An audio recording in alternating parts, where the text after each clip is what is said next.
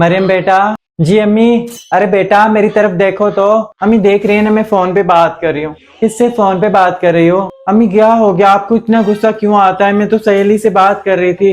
सहेली से फोन पे बात भी नहीं कर सकती, आपने इतनी मेरे ऊपर तो सख्ती कर दी है। बेटा घर में जाकर देखो कितना कचरा हो रहा है, तुमने सुबह से झाड़ू नहीं लगाया, बस फोन के पीछे रहती हो तुम तो। अम्मी कुछ ना मुझे सुकून से रहने दिया करें, हर वक्त काम करने का ही बोलती हैं आप तो।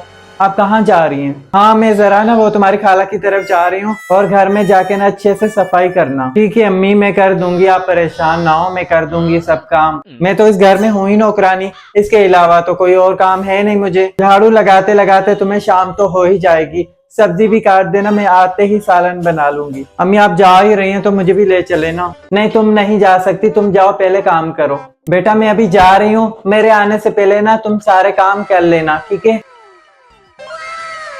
हर वक्त मुझे काम का ही बताते हैं। अम्मी ने कभी ये नहीं बोला कि बेटा आज ना सुकून से बैठो, तुम्हारे लिए क्या बनाऊं, तुम क्या खाओगी क्या पियोगी, कभी नहीं। बस हर वक्त काम करो, इसके अलावा तो मेरी इस घर में तो कोई इज्जत ही नहीं है। अम्मी कहती हैं कि मेरी ना ससुराल में कोई इज्जत नहीं है, शोहर मेरी इज्जत नहीं करते।